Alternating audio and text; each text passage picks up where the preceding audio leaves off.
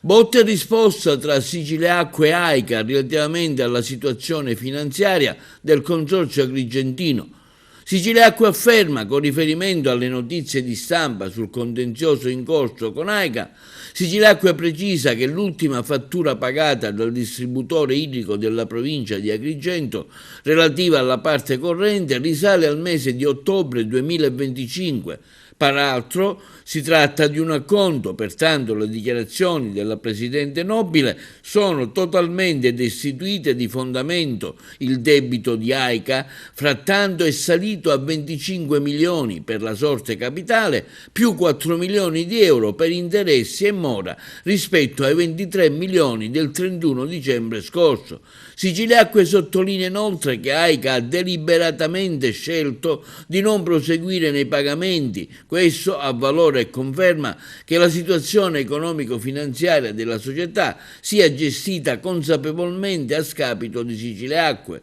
I numeri, conclude la società di sovrambito, dicono incontrovertibilmente che la situazione è peggiorata e che lo stanziamento di 10 milioni di euro della regione, che dovrà essere immediatamente versato a Siciliacque, non risolverà il contenzioso se AICA non pagherà con regolarità la fornitura idrica all'ingrosso che invece viene puntualmente garantita. Restano quindi in campo i procedimenti attivati per il recupero del credito, inclusi quelli volti al blocco dei conti correnti, come già avvenuto in passato, a tutela del rispetto delle regole per il servizio pubblico che viene ogni giorno assicurato da Siciliacque.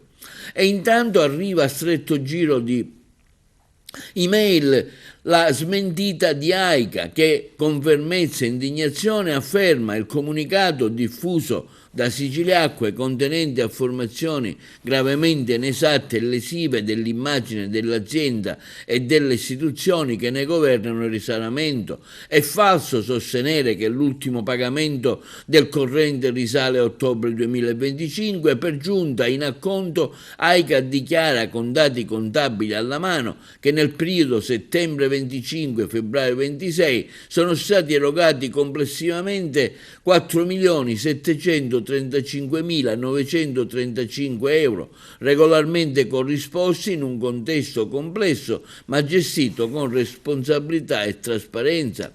AICA, pertanto, ritiene inoltre inaccettabile l'impostazione comunicativa utilizzata da Siciliacque, che appare finalizzata a generare allarme e pressione mediatica anziché favorire una soluzione istituzionale e conforme agli atti già assunti.